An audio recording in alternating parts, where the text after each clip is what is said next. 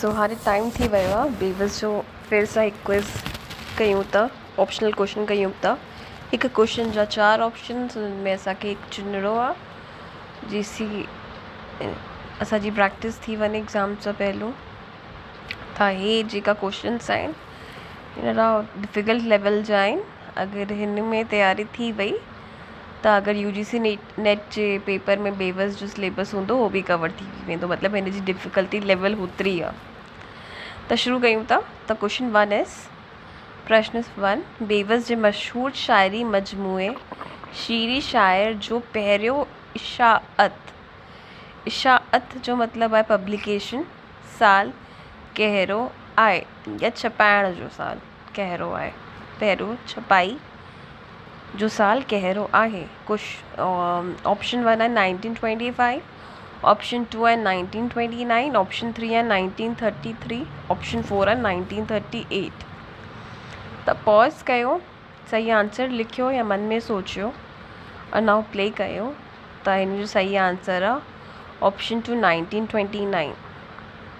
त शीरी शाइर 1929 में छपियो, जंहिं सिंधी अदब में जदीद मतिलबु नयो ज़मानो, जदीद आहे उल्टो क़दीम शब्द जो, नज़्म जो बाक़ाइदा बुनियाद विधो, फाउंडेशन विधी हुई उनमें। मॉडर्न लिटरेचर, मॉडर्न साहित्य जी नया जदीद के असां नवीन भी चई सघूं था। क़दीम, नवीन, जदीद। क़दीम जो उल्टो नवीन, नवीन जो पर्यायवाची जदीद। हारे क्वेश्चन नंबर 2 आहे मंगाराम बलकाणी बेवस जी शाइरी बाबति पंहिंजी तनक़ीद हेॾे चऊं था क्रिटिसिज़म खे में संदसि कहिड़ी ख़ासियत खे सभ खां मथे रखियो आहे। त ऑप्शन 1 आहे अरबी फ़ारसी जो गहरो इल्मु, ऑप्शन 2 आहे अवामी तशबीहनि ऐं इस्तारनि जो इस्तेमालु। त हेॾे तशबीहनि ऐं इस्तारनि जो इस्तेमाल जो मतिलबु आहे यूज़ ऑफ फोल्क सिमिलीज़, छोकी अवामी अची वियो आहे हिन लाइ फोल्क / मेटाफर्स।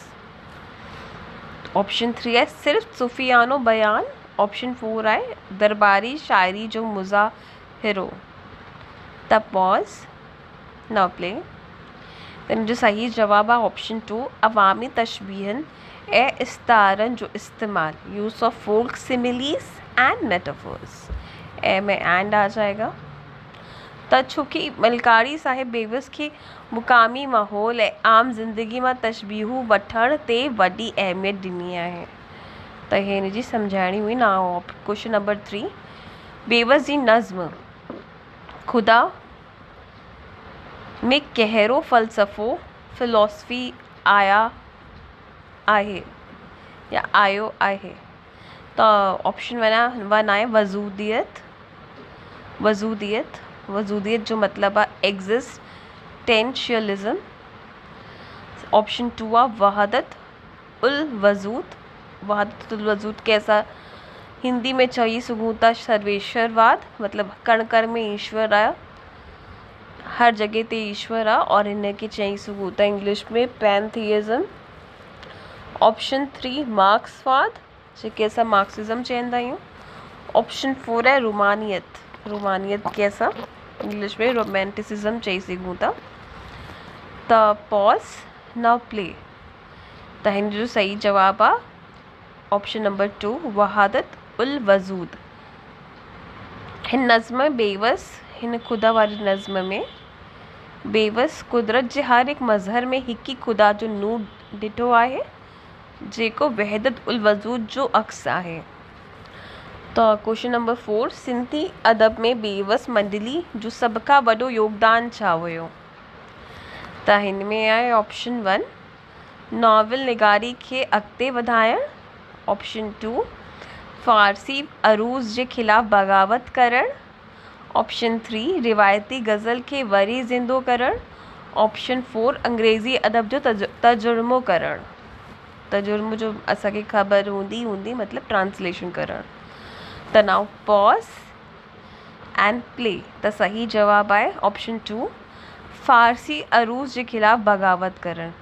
त त लाड़काणे जी हिन मंडली छंद विद्या ऐं सिंधी लयन खे अपनाए फ़ारसी अरूज जी पाबंदी खां शाइरी खे आज़ादु कयो। त ही असां पढ़ी बि चुका आहियूं ॿिए में कि हिंदी मीटर्स चयूं था, त हिन लाइ ॾाढो नालो हुयो साईं बेवस जो। हाणे क्वेश्चन नंबर 5, बेवस पंहिंजी शाइरी में फ़ारसी जे बहर ऐं हज़ज़ या बहर ऐं रमल जे मुक़ाबले में कहिड़े वज़न खे वधीक इस्तेमालु कयो? त हिन जो आहे ऑप्शन 1 मुसद्दस, ऑप्शन 2 हिंदी छंद, दोहा, चौपाई वगैरह, ऑप्शन 3 हाइकू, ऑप्शन 4 रुबाई। बहुत इजी है, पॉज नाउ प्ले। सही जवाब है ऑप्शन 2 हिंदी छंद, मिसाल तौर ते दोहा, चौपाई वगैरह। त जदीद शाइरी मतलब मॉडर्न शायर हुयो बेवस साईं, जो बुनियाद विझदे बेवस मुकामी हिंदी छंद ऐं मात्रिक वज़न खे पंहिंजी शाइरी जो हथियार बणायो। त क्वेश्चन नंबर 6 हेॾे आहे पोहरियत। जीअं असांखे ख़बर आहे कि पोहरियत जी मतिलबु छा आहे, मजदूर। त पोहरियत नज़्म सिंधी अदब जी कहिड़ी तहरीक मतलब मूवमेंट, आंदोलन। असांने आंदोलन कल भी पढ़िया रहियो हुयो, जो शुरुआती अक्स मनी वेंदो आहे। त ऑप्शन 1 आहे रूमानी तहरीक, ऑप्शन 2 आहे तरक्की पसंद तहरीक, प्रोग्रेसिव राइटर्स मूवमेंट असां हिन खे चई सघूं था, ऑप्शन 3 सूफ़ी तहरीक, ऑप्शन 4 इज़ जदीदियत मतलब मॉडर्निज़म। त हिन जो पॉज नाउ प्ले। ॾाढो ईज़ी आंसर आहे ऑप्शन नंबर 2 तरक्की पसंद तहरीक। छो कि तरक्की पसंद हुया, छो कि ग़रीब मज़दूरनि जे हक़नि ऐं महिनत जी अज़मत बयान करण करे ही तरक्की पसंद सोच जो शुरुआती दौर हुयो। मॉडर्न टाइम्स में तरक्की पसंद जो शुरुआती एरा हुयो है। शुरुआत हिन जी तरक्की पसंद जी मॉडर्न एरा या जदीदियत में थी हुई। क्वेश्चन नंबर 7, प्रोफेसर हरूमल सदारंगानी पंहिंजी किताब में बेवस खे छा सॾियो आहे? त ऑप्शन 1 इज़ सिंधी शाइरी जो आका, ऑप्शन 2 इज़ कुदरत जो मुसव्विर थी वियो पेंटर, त painter of nature, option 3 is महलन जो शायर, ऑप्शन 4 इज़ बागी शायर। हे भी ॾाढो ईज़ी आहे। त पॉज नाउ प्ले। असांने मुसव्विर पढ़ियो हुयो, पेंटर हुयो हुन जो मतिलबु बैतन में भी। त सही जवाब आहे कुदरत जो मुसव्विर। छो कि सदारंगाणी संदसि कुदरती नज़ारनि जी तस्वीर कशी मतलब इमेजरी खे ॾिसी साईं बेवस खे कुदरत जो मुसव्विर सॾियो। क्वेश्चन नंबर 8 इज़ बेवस जी गुरु नानक जीवन कथा कहिड़े नसर माने प्रोज़ जी सिन्फ़ जॉनर में अचे थी? सिन्फ़ असां इंग्लिश में हुनखे जॉनर चई सघूं था। त ऑप्शन 1 इज़ सवाने उमरी के असां चई सघूं था बायोग्राफी, ऑप्शन 2 इज़ आत्मकहाणी के असां सभिनि खे ख़बर आहे आत्मकहाणी के असां इंग्लिश में ऑटो बायोग्राफी चवंदा आहियूं, ऑप्शन 3 इज़ सफ़रनामा, ऑप्शन 4 इज़ खाको असां स्केच के चऊं था इंग्लिश में। त हे भी ॾाढी ईज़ी आहे। त now pause and now play. त सही जवाब आहे हिन जो ऑप्शन नंबर 1 सवाने उमरी बायोग्राफी। ही हिकु मुकम्मल सवाने उमरी आहे जंहिंमें गुरु नानक जी ज़िंदगी ऐं तलीमात बयान थियल आहिनि। त आहे हाणे क्वेश्चन नंबर 9 जी बारी। बेवस जी शाइरी जो मुख्य मौज़ू मतलब थिए थो सेंट्रल थीम। इंग्लिश में असां कोटी सघिया थो हिनखे कोटदा आहियूं।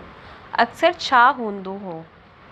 त ऑप्शन 1 इज़ सिर्फ़ इश्क ऐं मज़ाजी, ऑप्शन 2 इज़ मौत जो ख़ौफ़, ऑप्शन 3 इज़ सादगी, इंसानियत ऐं वतन परस्ती, ऑप्शन 4 बादशाहनि जी सखावत। त हे भी ॾाढो ईज़ी आहे छो कि साईं बेवस हिकु ई शइ लाइ असां हुननि खे ॼाणियूं था छोकी हुननि जी सेंट्रल थीम हुई। Pause now play. सही जवाब आहे ऑप्शन 3 सादगी, इंसानियत ऐं वतन परस्ती। बेवस आम इंसान जी ज़िंदगी, मुल्की मोहब्बत ऐं सादगी खे पंहिंजी शायरी जो महरवर बणायो। Now question number 10। बेवस जो देहांत 1947 खां पोइ संदसि शागिर्दनि हुन जा विसरियल कलाम कहिड़े नाले सां छपारिया? हे बि ॾाढो ईज़ी आहे। त option number 1 is Samundi Sipu, option number 2 is Diwan e Bewas, option 3 is Bewas Gitanjali, option 4 is Bewas जा गीत। Pause now play hint. Bewas का कंपैरिजन किया गया था, पिछले हम लोग ने क्विज में पढ़ा था, रविंद्रनाथ टैगोर से। गीतांजलि होगा इसका आंसर, बेवस गीतांजलि। रिलेट कर सकते, याद रहेगा, इसलिए एग्जाम्पल्स दिया था। तो सही जवाब है ऑप्शन नंबर 3 बेवस गीतांजलि। संदसि मौत खां पोइ हरी दिलगीर ऐं ॿियनि शागिर्दनि तरतीब ॾिनी हिननि खे। ऑप्शन क्वेश्चन 11 इज़ बेवस जी नज़्म सिंध जी सिक में सिक लफ़्ज़ जी गहरी माना छा आहे? सिक में ओ सिक में, हे बि ॾाढो ईज़ी आहे, माने अलाए छो चयो कि ॾाढो डिफ़िकल्ट आहे। त फर्स्ट आहे हिन जो ऑप्शन 1 इज़ नफ़रत, देन ऑप्शन 2 इज़ अथा मोहब्बत ऐं तरप, देन ऑप्शन 3 इज़ दौलत, ऑप्शन 4 इज़ सफ़र। Pause now play. Very easy आहे, अथा मोहब्बत ऐं तरफ। हिन जो ऑप्शन नंबर 2 आहे आंसर। सिख जो मतलब आहे बेहद प्यार ऐं मिलण जी तरफ़, जेका बेवस पंहिंजे वतन लाइ महसूस कई हुई। ऑप्शन 12 इज़ बेवस पंहिंजी शायरी में तशबीहन सिमिलीस लाइ कहिड़ी शइ जो इस्तेमालु घटि कयो आहे? ध्यानु ॾिजो, हिते घटि कयो आहे चवनि था क्वेश्चन में। त ऑप्शन छा आहे? 1 पखी ऐं जानवर, ऑप्शन 2 इज़ ईरान ऐं अरब जा वाक़िया, हिन जो असां इंग्लिश में असांखे चई सघूं था फॉरेन एल्यूजन्स।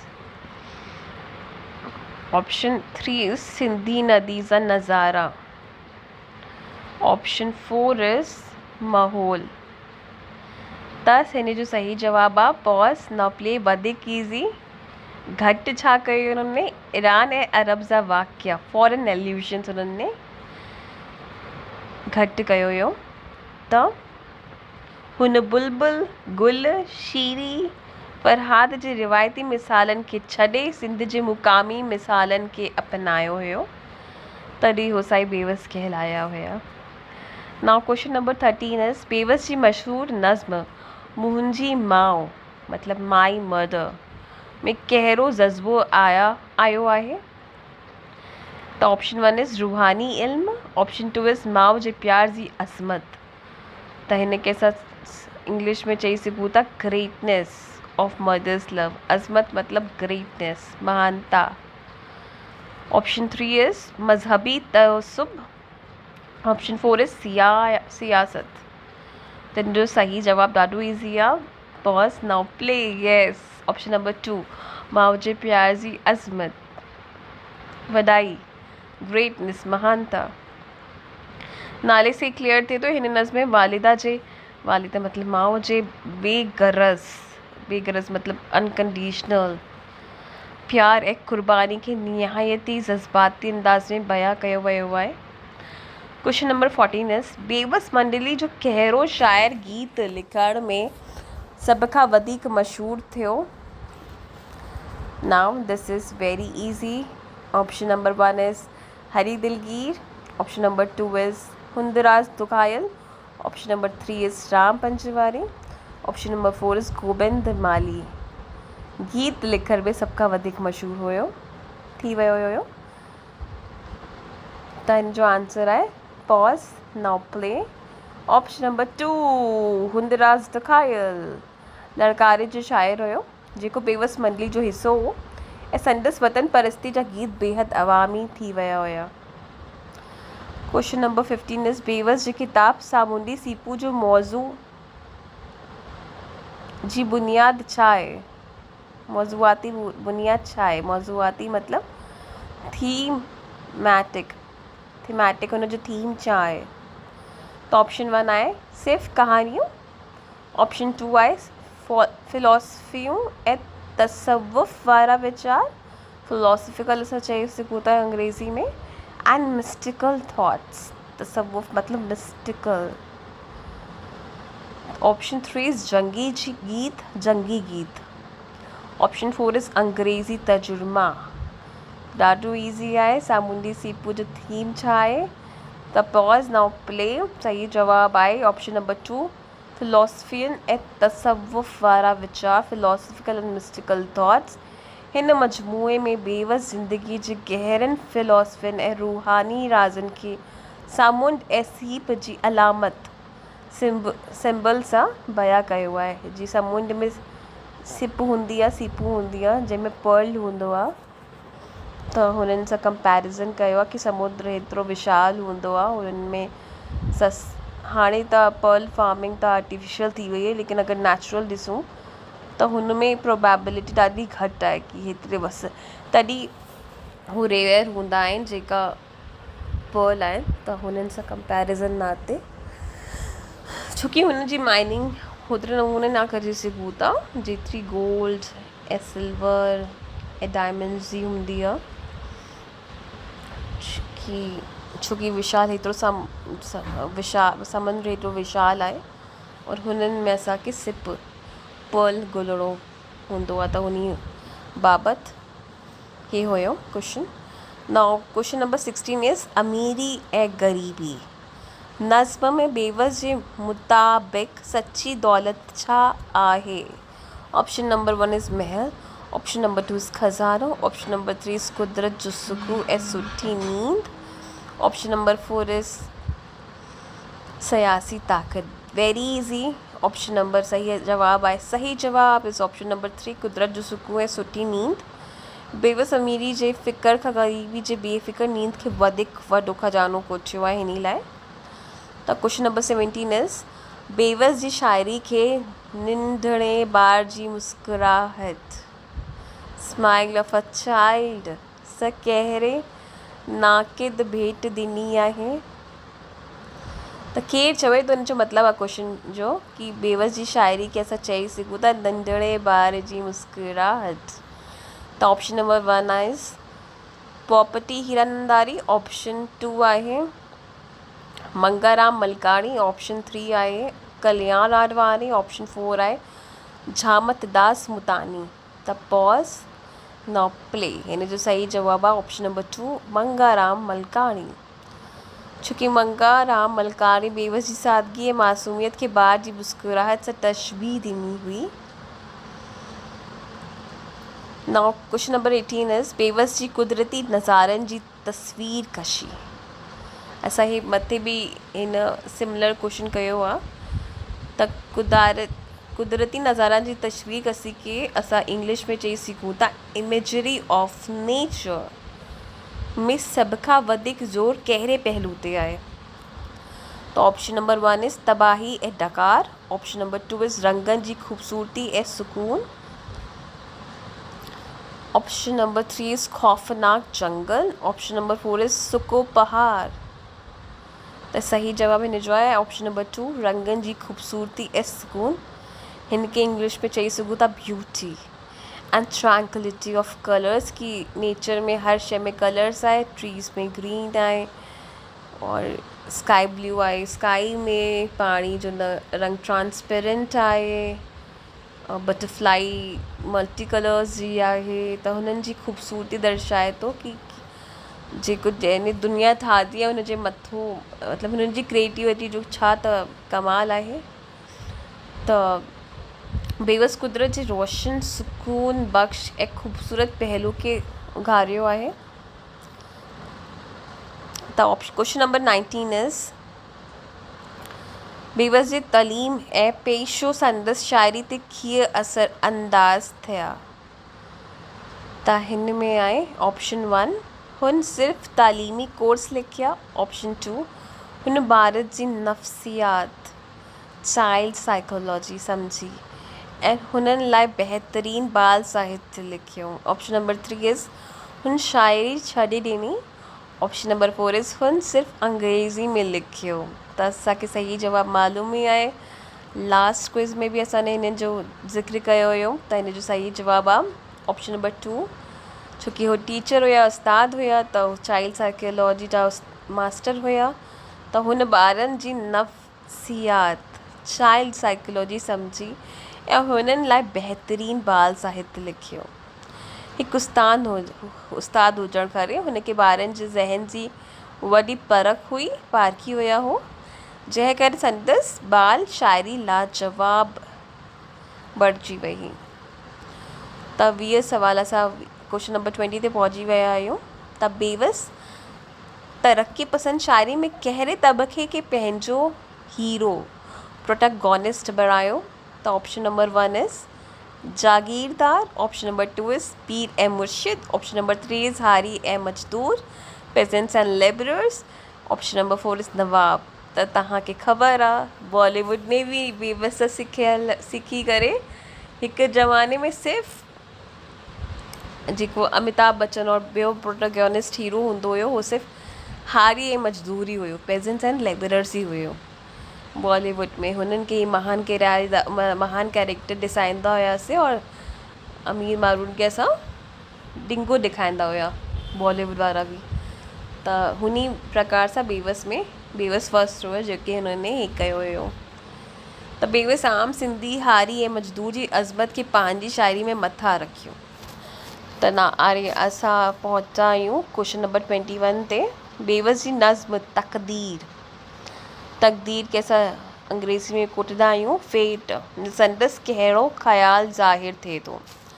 त ऑप्शन नंबर 1 इज़ इंसान लाचार आहे, ऑप्शन नंबर 2 इज़ इंसान पंहिंजी महिनत सां तक़दीर मटाए सघे थो, ऑप्शन नंबर 3 इज़ तक़दीर सिर्फ़ु रब जे हथ में आहे, ऑप्शन नंबर 4 इज़ तक़दीर जो कोई वजूद न आहे। त ॾाढो ईज़ी आहे छोकी तरक्की पसंदि हुयो, त हिन जो सही जवाबु आहे ऑप्शन नंबर 2, इंसान पंहिंजी महिनत सां तक़दीर मटाए सघे थो।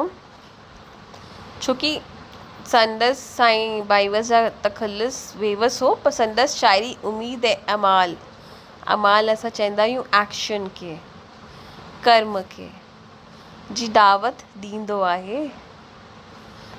नाउ क्वेश्चन नंबर 22 ते असां पहुची विया आहियूं।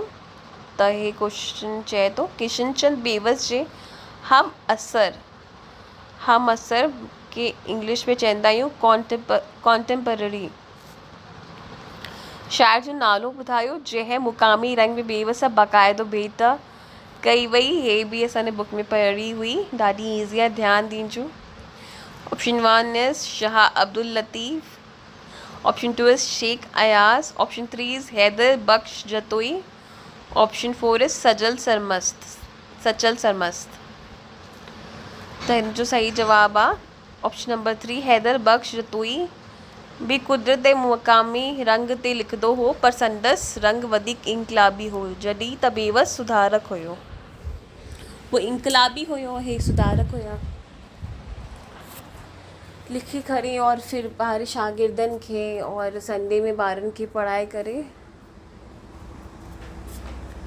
हू हेल्प करणु चाहिनि पिया। त हाणे असां अची विया आहियूं क्वेश्चन नंबर 23 ते। त बेवस जी नज़्म सुबुह खे कंहिंजी अलामत खे असां सिंधी में चवंदा आहियूं सिंबल तौरु इस्तेमालु कयो वियो आहे। ऑप्शन 1 इज़ मौत, ऑप्शन 2 इज़ नई उम्मीद ऐं जागृता,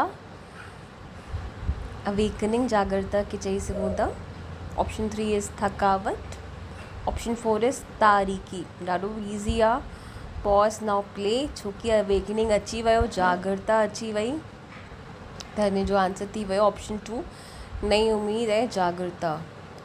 सुबुह जो मतिलबु अवाम ऐं में बेदारी ऐं जदीदियत जी नई रोशनी आहे। जदीदियत फिर से अची वियो, जदीदियत मतिलबु मॉडर्निज़म, नई सुबह आ गई, तो नवीन सुबह आ गई कि मतलब सुबह जो मतलब अवाम में मतलब जनता में बेदारी ऐं जदीदियत जी नई रोशनी अची वई, मतलब नई उम्मीद, बेदारी मतलब हेॾे नई उम्मीद थी वई ऐं जदीदियत मतलब नई बेदारी ऐं जदीदियत मतलब जागृता ऐं उम्मीद थी वही, बेदारी या जदीदियत जो मतलब नया दिन आ गया, नया दिन में नए चैलेंजेस होते, नई स्टोरीज होती, तो नई पॉसिबिलिटीज़ भी होती, कहने का मतलब है। जब नई पॉसिबिलिटीज़ होती है तो जिनको कहते हैं ना कि रात जिनकी बहुत ज़्यादा स्ट्रगल वाली जाती है, तो उनको ऑप्टिमिज़म होने के लिए कहते हैं कि नई सुबह है, अच्छी भी न्यूज़ आ सकती है, नई न्यूज़ भी आ सकती है, अच्छा भी हो सकता है, सब प्रोबेबिलिटीज़ का खेल है, बुरा है तो अच्छा भी होगा एंड हो सकता है, इसलिए इंसान जीता है।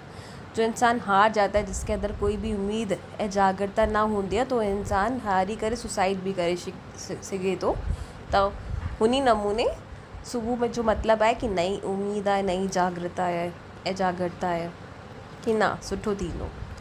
त नाउ क्वेश्चन नंबर 24 इज़ लाड़कारे में बेवस जे नाले सां ठहियल बेवस मंडली जो बुनियाद उसूल छा हुयो?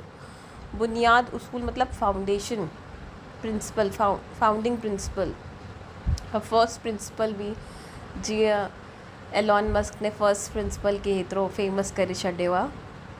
मां बि फर्स्ट प्रिंसिपल वारी टीम में आहे, तॾहिं मुंहिंजो हर शइ जो ढंग निरालो हूंदो आहे। कोशिशि कंदी आहियां। ऑप्शन नंबर 1 है सिर्फ़ गज़ल लिखण।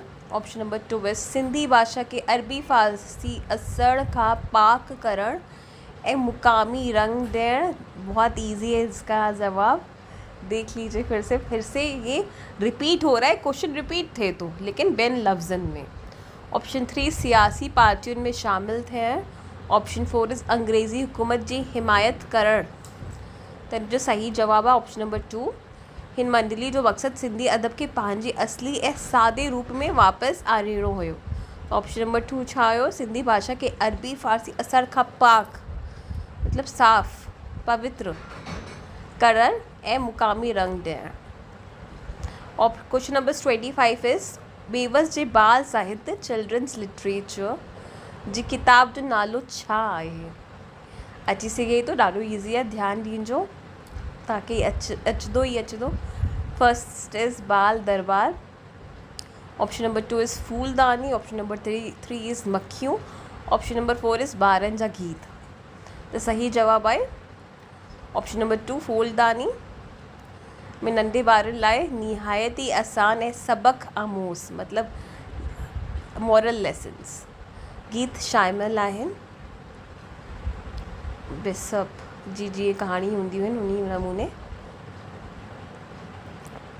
क्वेश्चन नंबर 26 इज़ बेवस जी शायरी में तसव्वुफ़ असांने सूफ़ी सामी में भी पढ़ो हुयो। तसव्वुफ़ जो मतलब आहे सूफ़िज़म। असां चयूं था तसव्वुफ़ खे जो कहिड़ो सिलसिलो वधीक नज़र अचे थो। त ऑप्शन नंबर 1 इज़ सिर्फ़ सुन्नी तसव्वुफ़। सुन्नी शिया हे मुसलमाननि में हूंदो आहे न, हो हूंदा आहिनि, जाति हूंदी आहिनि शिया सुन्नी। जीअं UAE में हिकु गुट रहंदो आहे और ईरान में ॿियो गुट रहंदो आहे, हिन लाइ उनमें थोरो घणो आहे बैर कि मां, ईरान वारा चवंदा आहिनि कि मां आहियां और सऊदी अरेबिया वारा चवंदा आहिनि ना मक्का मदीना मुंहिंजो आहे त मां आहियां। मतलब हिकु ॿियनि खे मञंदा आहिनि, हिकु ॿियनि खे मञंदा आहिनि। ऑप्शन नंबर 2 इज़ वेदांत ऐं सिंधी तसव्वुफ़ जो मिलाप। ऑप्शन 3 इज़ ईरान जो तसव्वुफ़, ईरान जो अची वियो नालो। ऑप्शन 4 इज़ कत्तर पंथ। त सुन्नी सऊदी अरेबिया वारा थी विया और शिया ईरान वारा थी विया। त हिन जो आंसर ॾाढो ईज़ी आहे ऑप्शन नंबर 2 वेदांत ऐं सिंधी तसव्वुफ़ जो मिलाप, छोकी बेवस जा अद्वैत हुया वीचार। और नानक श्री गुरु नानक जी भी उन्होंने बायोग्राफी भी लिखी हुई। तो वेदांती ऐं सिंधी तसव्वुफ़ जो मिलाप थी वियो।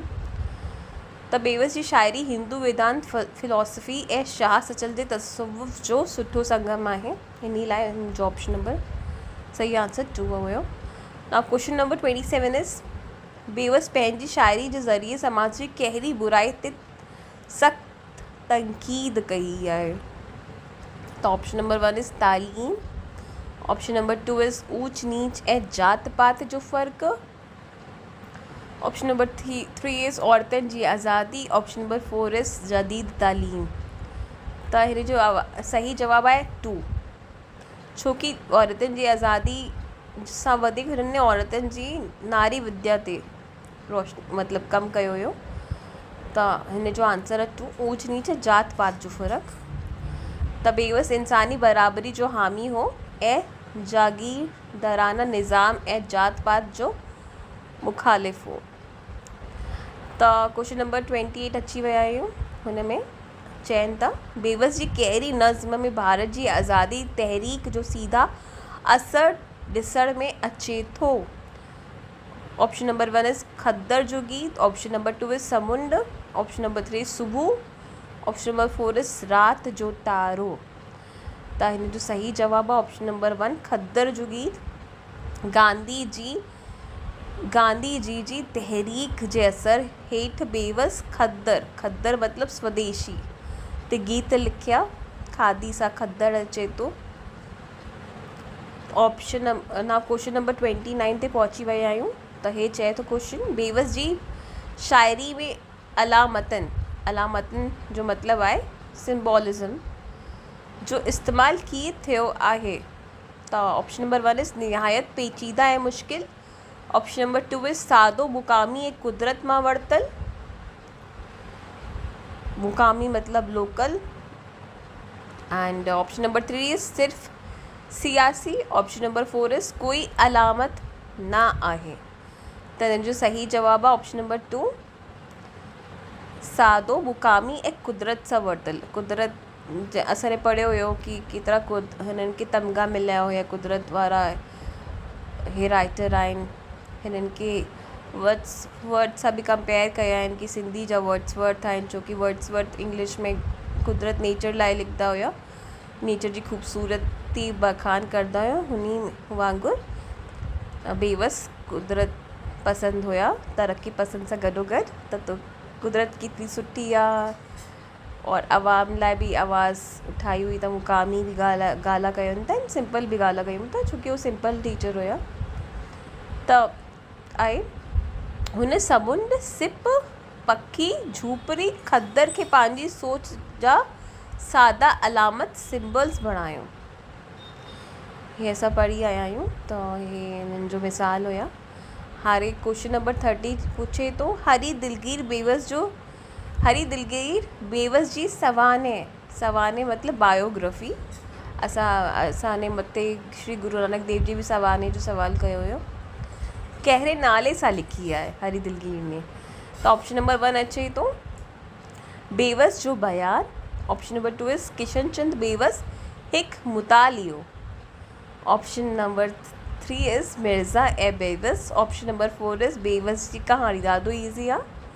त हिन जो सही जवाबु आहे ऑप्शन नंबर 2 किशन चंद बेवस हिकु मुतालियो। हरी दिलगीर पंहिंजे उस्ताद जी जीवन ऐं संदसि तख़लीक़ी काम ते वॾो तहक़ीक़ी काम कयो हुयो। त क्वेश्चन नंबर 31 पूछे थो हाणे बेवस जी शाइरी खे नव दौर जो पैगाम। असां हिन खे इंग्लिश में चई सघूं था मैसेज, पैगाम मतिलबु message of the new era. कहिड़े सिंधी अदीब सॾियो आहे। त option number 1 is Allama Daud Pota, option number 2 is Lalchand Amar Dinomal, option number 3 is Tiramdas, option number 4 is GM Syed. त ॾाढो ईज़ी आहे। हिन जो सही जवाबु आहे ऑप्शन नंबर 2 लालचंद अमर दीनोमल। त लालचंद अमर दीनोमल जहिड़ा अदीब बि बेवस जी शाइरी जी सादगी ऐं नओ पैगाम खे मञींदा हुया।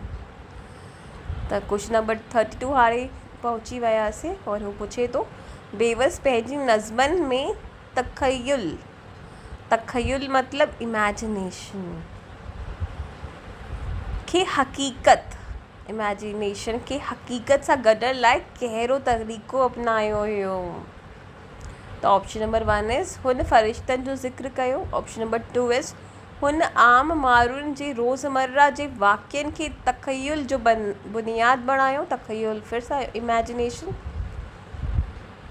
ऑप्शन नंबर 3 इज़ हुन जादुई कहाणियूं लिखियूं, ऑप्शन नंबर 4 इज़ हुन सिर्फ़ु ख्वाब बयानु कया। त ॾाढो ईज़ी आहे। पॉज़ कयो, नाउ प्ले।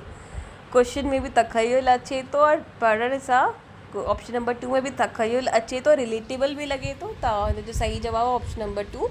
हुन आम माण्हुनि जे रोज़मर्रा जे वाक्यनि खे तखयुल जो बुनियादु बणायो। बेवस जो तखयुल आसमान ते उड़ामण जे बावजूदु ज़मीन ते हक़ीक़तनि सां गॾियल रहिजे थो। ना क्वेश्चन नंबर 33 ते पहुची वियासीं। त पुछे तो बेवस जी नज़्म शाइर ऐं कुदरत में शाइर जो रुतबो कुदरत जे मुक़ाबले में छा ॾेखारियो वियो आहे? त ऑप्शन नंबर 1 शाइर कुदरत खां मथे आहे। ऑप्शन नंबर 2 शाइर कुदरत जो मुसव्विर ऐं तजुर्मान आहे। मतलब इन जो असां ने मथे भी पढ़ियो मुसव्विर पेंटर, तर्जुमान मतलब interpreter. The poet is the painter and interpreter of nature. Option number 3 शाइर कुदरत जो दुश्मन आहे। ऑप्शन नंबर 4 शाइर खे कुदरत जी समझ ना आहे। ॾाढो ईज़ी आहे, अची सघियो त असां आंसर ॾेई सघूं था। सही जवाब आहे ऑप्शन नंबर 2 मुसव्विर। असांने पढ़ियो भी हुयो शाइर कुदरत जो मुसव्विर ऐं तर्जुमान आहे।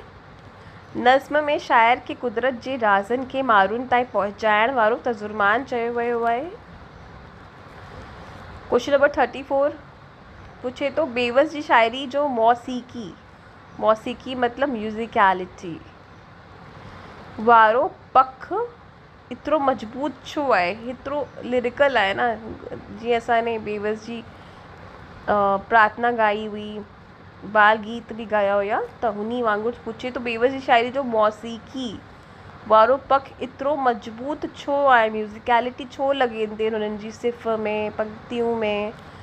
त ऑप्शन नंबर 1 छो त हुन सिर्फ़ु फिल्मनि लाइ लिखियो। मां बॉलीवुड जो एग्जाम्पल ॾियां बि थी कि हुनने इंस्पिरेशन वठियो आहे बेवस सां, लेकिन ॿुधाइनि कंहिंखे न था। छोकी मोस्टली बॉलीवुड में फाउंडेशन में अॼु बि ॾाढा सिंधी माण्हू क्रू कमु कंदा आहिनि, एक्टर्स जे अलावा बि ॾाढा क्रू लॻंदा आहिनि हिकु मूवी ठाहिण में। त हुन वांगुरु सभु इंस्पिरेशन वठनि था, लेकिन कोई ॿुधाए कोन थो। ॾाढा सिंधी डायरेक्टर्स भी आहिनि, प्रोड्यूसर्स भी आहिनि, तव्हांखे भी तमामु जानकारी हूंदी उन नमूने। त असां अची वियासीं। ऑप्शन नंबर 1 छो त हुन सिर्फ़ु फिल्मनि लाइ लिखियो। ऑप्शन 2 हुन मुक़ामी लयन लोकल रिदम्स, मुक़ामी मतलब लोकल लयन मतलब रिदम्स ऐं छंद जो सुठो इस्तेमालु कयो। ॾाढो ईज़ी। ऑप्शन नंबर 3 हुनखे राग जो उस्ताद मञियो वेंदो हुयो। ऑप्शन नंबर 4 हुन शायरी में सख़्तु अरूज़ इस्तेमालु कयो। ॾाढो ईज़ी आहे। ऑप्शन नंबर 2 सही आंसर आहे। हुन मुक़ामी लयन ऐं छंद जो सुठो इस्तेमालु कयो।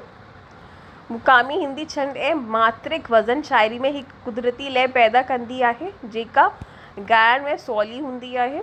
ना क्वेश्चन नंबर 35 त असां अची विया आहियूं। त पुछे थो कि बेवस जे दौर खां अॻु सिंधी शायरी ते कंहिंजो गहरो असर हो जंहिंखे बेवस ख़तमु करण जी कोशिशि कई। फिर त एतिरो ईज़ी अची वियो, रिपीटिशन अची वियो, मूंखे बि न सुठो लॻे थो। त मां सिर्फ़ु हिन जो ऑप्शन ॾियां ई कोन थी, सही जवाबु ॿुधाए रखां थी। हिन जो आंसर आहे फ़ारसी अरूज़ ऐं ईरानी तशबीहनि जो। अॻु में हुयो, बेवस ने ख़तमु करण जी कोशिशि कई हुई। बेवस खां अॻु गुल, बुलबुल, साकी, मैखानो जहिड़े ईरानी तशबीहनि जो ज़ोर हो जेको बेवस ख़तमु कयो। ना क्वेश्चन नंबर 36 पुछे थो असांखो बेवस पंहिंजी शायरी में कहिड़े जज़्बे खे इंसानी तरक़ी लाइ ज़रूरी सम्झियो। त मां हिन जो सिर्फ़ु आंसर ॾियां थी छोकी ॾाढो ईज़ी आहे, है न। त हिन जो आंसर आहे हमदर्दी ऐं क़ुर्बानी, एम्पथी। हमदर्दी खे चऊं था एंड क़ुर्बानी मतिलबु त सैक्रिफाइस। ॾाढो ईज़ी आहे। त संद समाज सुधार वारे नज़मनि में हमदर्दी ऐं बेगरस ख़िदमत खे इंसान जी मेराज़ ॾिसियो वियो आहे। त क्वेश्चन नंबर 37 जदीद सिंधी शायरी, मॉडर्न सिंधी पोएट्री जी तारीख़ में बेवस खे हिकु पुल ब्रिज छो चयो वेंदो आहे। त हे असां क्वेश्चन पूरो करे सघूं था ऑप्शन सां गॾु। त ऑप्शन नंबर 1 छो त हुन पुलनि ते लिखियो। जीअं वानर सेना ने जेको पुल ठातो हुयो राम सेतु, हुन में जीअं लिखियो हुयो राम पथरनि में, उहो यादि अची वियो मिसाल। ऑप्शन नंबर 2 हुन क्लासिकी मतलब क्लासिकल ऐं जदीद मॉडर्न दौर जे विच में हिकु पुल जो काम कयो। ऑप्शन नंबर 3 इज़ हुन सिंधी ऐं अंग्रेज़ी खे मिलायो। ऑप्शन नंबर 4 इज़ हुन सिर्फ़ु गद्य लिखियो, ॾाढो ईज़ी आहे। ऑप्शन नंबर 2 हुन क्लासिकी ऐं जदीद दौर जे विच में हिकु पुल जो कमु कयो। बेवस रिवायती शाइरी जीअं गज़ल खां आज़ाद थी जदीद मौजूआती नज़्म ताईं जो रास्तो ठाहियो। क्वेश्चन नंबर 38 ते चवनि था बेवस जी नज़्म सिंधु नदी जो मुख्य पैगाम छा आहे। त ऑप्शन नंबर 1 इज़ नदी जो सुकजण, कॾहिं न सुकंदी, भॻवान ना करे कॾहिं बि सुकण ई न खपे, छोकी महादेव जे चरण जी धूल आहे सिंधु नदी। तुम क्या जानो महेश बाबू, है ना, उसमें एक लाइन आती है ना कि सरताज है, ये है वो है, तो उसी वांगुरु मां म्यूज़िकलिटी सां चवां थी। हे मुंहिंजी ओरिजिनल्स लाइन आहे, कोई कॉपी ना करिजो। हे मां चवंदी आहियां, माने काथे बि न पढ़ियो आहे। जी महादेव जी जटा सां गंगा वहे थी, त महादेव जी चरण सां सिंधु नदी निकिरे थी, त असां बि सॻिड़े जी पूजा कंदा आहियूं महादेव जी। त असांजो ईष्ट देव अलाए छो चवंदा आहियूं असां कि झूलेलाल साईं आहे, उहो देवता आहिनि, ठीकु आहे। और कुल देवी देवता जो भी सनातन धर्म में कल्चर आहे, लेकिन असां भी सनातन धर्म में वांगुरु गणपति बप्पा जी और सभिनि जी पूजा कंदा आहियूं। त कॾहिं नदी न सुकंदी। ऑप्शन 2 इज़ सिंधु जी क़दीम तारीख़ हयाती बख़्शण वारो क़दर। हिन जो मतिलब थी वियो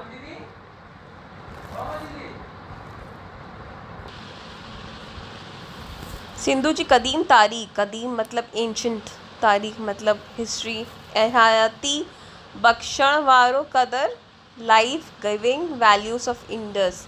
छोकी जिते नदियूं हूंदी आहे होॾे ई माण्हू रहनि था, त लाइफ ॾिए थी नदी असांखे, पीअण जो पाणी, कुकिंग जो पाणी, बेथिंग जो पाणी, है ना, असांजी डे टू डे लाइफ में कमु अचे थो। फिर हाणे त इलेक्ट्रिसिटी थिए पई, तॾहिं हुन सां ट्रांसपोर्टेशन बि थिए पियो, बोट्स हलंदी हुई, मछली असां हुन में पकिड़े करे जेका नॉन वेजिटेरियंस हूंदा खाईंदा हुया, या उहो असां बेचंदा हुयासीं, त ट्रेड बि थिए थो।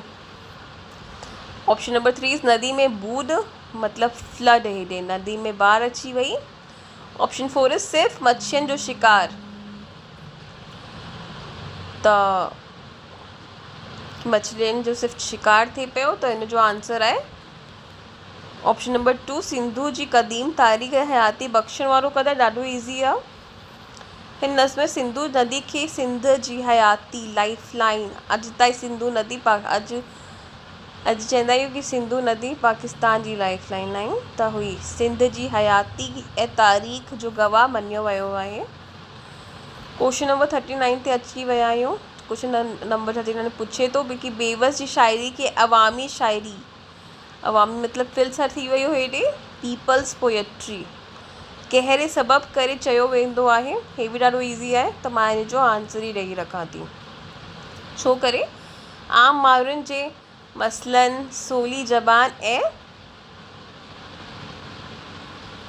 अवाम जो शाइर उहो आहे जेको अवाम जी ज़बान में अवाम जी ॻाल्हि करे, जेको बेवसाई ने कई हुई।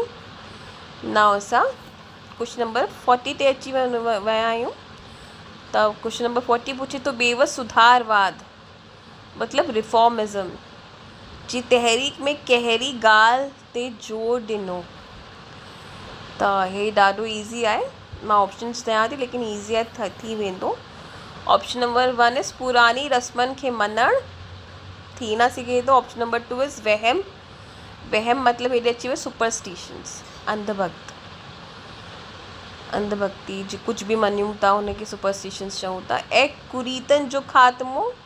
ऑप्शन नंबर 3 इज़ नई तालीम जो मुखालिफ़त। ऑप्शन 4 इज़ सिर्फ़ु धार्मिक तालीम, त हिन जो आंसर आहे ऑप्शन नंबर 2 कि बेवस समाज मां जहालत ऐं वहमनि खे ख़तमु करे रोशन ख़्याली खे वधाइण ते जोर ॾिनो हुयो, तॾहिं हिन जो सही जवाबु हूंदो वहम ऐं कुरीतनि जो ख़ात्मो। ना क्वेश्चन नंबर 41 ते पहुची विया आहियूं। त पुछे तो बेवस जे दौर में लाड़कारो सिंधी अदब जो छा बणिजी वियो हुयो। त हे बि ॾाढो ईज़ी आहे, त मां सिर्फ़ु आंसर्स पढ़ाती हाणे। जदीद सिंधी शाइरी जो मर्कज़ जीअं बनारस हब हूंदो हुयो है न, त हूअं ई centre of modern Sindhi poetry छा हूंदो हुयो, लड़कारो हूंदो हुयो। त बेवस मंडली जे करे लड़कारो जदीद शाइरी ऐं अदबी हलचलनि जो सभ खां वॾो मर्कज़ बणिजी वियो हुयो, मतिलबु हब बणिजी वियो या सेंटर बणिजी वियो हुयो। नाउ क्वेश्चन नंबर 42 ते अची विया आहियूं। बेवस जी शाइरी जो मुतालियो कंदे संदसि अक्स कहिड़े अंग्रेज़ी शाइर सां सभ खां वधीक मिले थो? हे ॾाढो ईज़ी आहे, मां फिर बि ऑप्शन ॿुधायां थी। Option number 1 is John Keats, option number 2 is William Wordsworth, असांने पढ़ियो हुयो मथे। Option 3 is T.S. Eliot, option 4 is Lord Byron. त सही ऑप्शन आहे विलियम वर्ड्सवर्थ, छोकी वर्ड्सवर्थ वांगुरु बेवस भी कुदरत जी सादगी आम माण्हुनि जी हयाती की शाइरी जो बुनियाद बणायो हुयो। क्वेश्चन नंबर 43 इज़ बेवस जी शाइरी में रुतबा मतिलबु स्टेटस, डिग्निटी कंहिंखे ॾिनो वियो आहे? त ॾाढो ईज़ी आहे, असांने पहले भी मिलतो जुलतो कयो हुयो हिन सां। त हिन जो आंसर मां पढ़ंदमि। हिन जो आंसर आहे पघर वहाईंदड़ पोरियत मतिलबु लेबरर्स, और पघर वहाईंदड़ मतिलबु स्वेटिंग, पसीना जेका वहाईंदा आहिनि हुननि खे। पोरियत नज़्म में मज़दूर जे पघर जो हिकु ख़तरे खे मोतियनि खां बि महांगो ॾिसियो वियो आहे।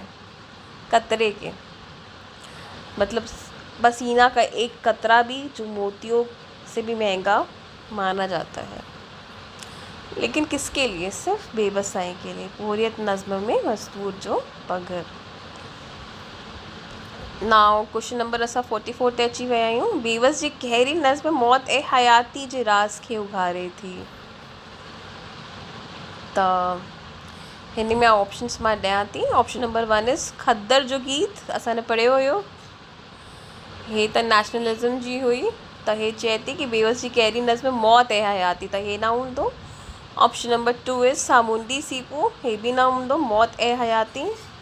ऑप्शन नंबर 3 इज़ मौत जो तसव्वुर वारी शाइरी, मौत जो तसव्वुर जो मतलब है concept of death. Option number 4 is सुबह, तो सही जवाब है ऑप्शन नंबर 3 मौत जो तसव्वुर। ॾाढो ईज़ी, क्वेश्चन में भी मौत पूछियो आहे, आंसर में भी मौत आहे। त संदसि कुछ नज़्मनि में मौत के हिकु अंत न पर हिकु नई रूहानी सफ़र जी शुरूआत ॾिसियो वियो आहे। इन लाइ हिन जो आंसर आहे बेवस जी कहिड़ी नज़्म मौत ऐं हयाती जे राज़ के उघारे थी? मौत जो तसव्वुर वारी शाइरी। तो क्वेश्चन नंबर 45 ते अची वियासीं। बेवस जी शाइरी के सिंधी अदब जो सरमायो मतलब वेल्थ चवंदा आहियूं। त वेल्थ ऑफ सिंधी लिटरेचर छो कोचियो वेंदो आहे पोएट्री की बेवस जी? त ऑप्शन नंबर 1 आहे छो त हुन ज़बान ऐं अदबी खे फ़ारसी असर खां कढी पंहिंजी मुक़ामी रूप वापसि ॾे आयो। हे ही सही आंसर आहे, त हे ही सही जवाब आहे। ठीकु आहे, ॿिया ऑप्शंस न पढ़ाती। त छोकी सिंधी ज़बान खे हुनजी असली शक्ल ऐं मुक़ामी रंग में वापसि आणणु बेवस जो अज़ीम कारनामो आहे। क्वेश्चन नंबर 46 इज़ बेवस जे शागिर्द हुंदराज जुखायल जी शाइरी ते बेवस जो कहिड़ो ख़ासि असर नज़र अचे थो? त हे मां सभु ऑप्शंस पढ़ंदासीं। ऑप्शन नंबर 1 इज़ रोमानियत, ऑप्शन नंबर 2 इज़ रोमानियत वही रोमांटिसिज्म, ऑप्शन नंबर 2 इज़ देशभक्ति ए अवामी रंग, देशभक्ति मतलब पैट्रियोटिज्म, एंड फोक टोन अवामी रंग, फोक्स की भाषा बोल रहे हैं, बात कर रहे हैं।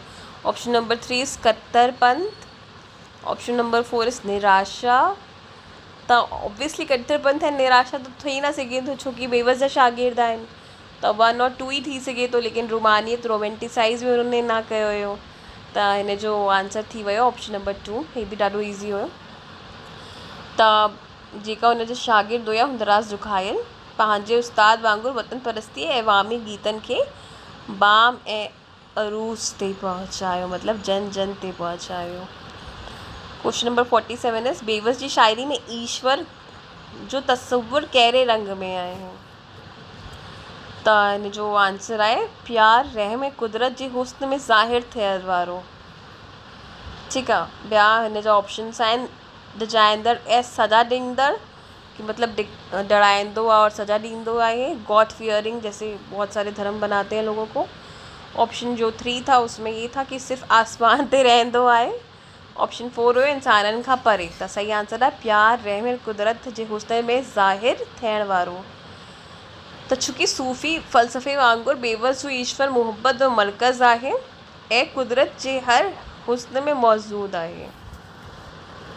दर्ते दिलबर में भी चयनि पिया सामुंडी सीपू में कि मुहबत जो मर्कज़ आहे। त हिन लाइ ऑप्शन नंबर 2 आहे। त क्वेश्चन नंबर 48 ते अची विया आहियूं। सिंधी अदब जी तारीख़ में बेवस दौर छा खे ज़ाहिर करे थो?